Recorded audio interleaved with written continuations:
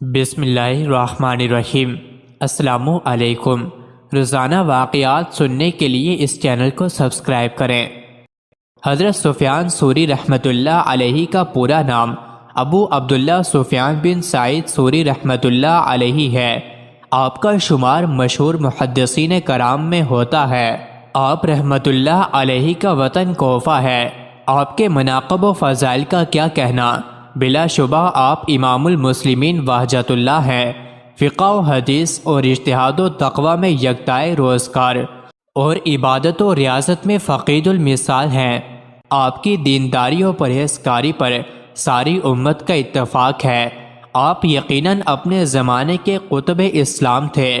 اپنے دور کے سینکڑوں محدثین سے احادیث کی سماعت فرمائی اور امام اعظم امام ابو حنیفہ رحمۃ اللہ تعالی علیہ کی مجلس درس میں بھی شریک ہو کر علم حدیث میں آپ کی شاگردی کا شرف حاصل کیا اور فقہ حنفی کا علم علی بن مسر رحمۃ اللہ تعالی علیہ سے حاصل کیا، جو حضرت امام ابو حنیفہ رحمۃ اللہ علیہ کے مخصوص تلامذہ میں سے ہیں۔ یہی وجہ ہے کہ جب امام ترمذی اپنی جامع میں سفیان ثوری رحمۃ اللہ علیہ کا مذہب نقل فرماتے ہیں تو وہ اکثر امام ابو حنیفہ کے موافق ہوتا ہے۔ آپ کے شاگردوں کی جماعت بہت بڑی ہے، جن میں سفیان بن عینیہ، امام اوزاعی و معمر و ابن جریج و امام مالک و شعبہ جیسے محدثین کرام ہیں۔ آپ کے مزاج میں تواضع و انکساری بہت زیادہ تھی۔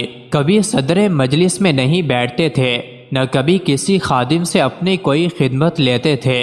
ایک کپڑے کے سوا دوسرا کپڑا نہیں رکھتے تھے، نہ عمر بھر کوئی عمارت بنوائی۔ امراء و سلاطین کے درباروں سے انتہائی نفرت فرماتے اور ان لوگوں کے ہدیہ و تحائف سے بے حد اجتناب فرماتے تھے، اور کھلم کھلا ظالم و امراء اور بادشاہوں کی بدعمالیوں پر روک ٹوک اور وعظ و نصیحت فرمایا کرتے تھے۔ یہی وجہ ہے کہ خلیفہ بغداد ابو جعفر منصور عباسی آپ رحمۃ اللہ علیہ کی جان کا دشمن ہو گیا تھا۔ چنانچہ جب آپ حج کے لیے روانہ ہوئے تو ظالم بادشاہ نے آپ کے پیچھے جلادوں کو روانہ کیا اور حکم دے دیا کہ تم لوگ جہاں بھی سفیان ثوری رحمۃ اللہ علیہ کو پاؤ گرفتار کر کے سولی پر لٹکا دو، اور میں بھی لشکر کے ساتھ تمہارے پیچھے پیچھے حج کے لیے آ رہا ہوں۔ جلادوں نے تلاش کرتے کرتے آپ کو مکہ مکرمہ میں پا لیا اور سولی گاڑ کر آپ کو گرفتار کرنے کے لیے حرم کعبہ میں پہنچے تو کیا دیکھا کہ سفیان ثوری رحمۃ اللہ علیہ اس شان سے لیٹے ہوئے ہیں کہ آپ کا سر فضیل بن ایاس کی گود میں اور آپ کے پاؤں سفیان بن عینیہ رحمۃ اللہ علیہ کی گود میں ہیں۔ جلادوں نے بادشاہ کا حکم سنایا اور یہ بھی عرض کیا، خود بادشاہ بھی مکہ مکرمہ آ رہا ہے، اگر ہم لوگوں نے آپ کو سولی پر لٹکانے میں دیر کر دی تو وہ ہم سب لوگوں کو قتل کرا دے گا۔ یہ سن کر آپ کو جلال آ گیا اور پھر اٹھ کھڑے ہو گئے اور چند قدم چل کر غلاف کعبہ ہاتھ میں لیا اور تڑپ کر بآواز بلند فرمایا، تم لوگ اطمینان رکھو، منصور عباسی بادشاہ ہرگز ہرگز مکہ میں نہیں پہنچ سکتا، اور سن لو اگر وہ مکہ مکرمہ میں آ گیا تو میں اس کعبہ کی طرف کبھی آنکھ اٹھا کر نہیں دیکھوں گا۔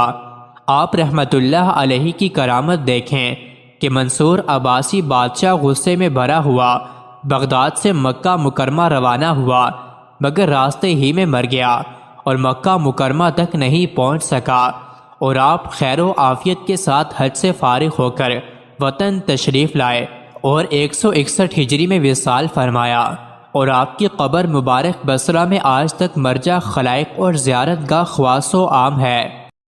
مزید ایسی ہی ویڈیوز کے لیے چینل کو ضرور سبسکرائب کریں۔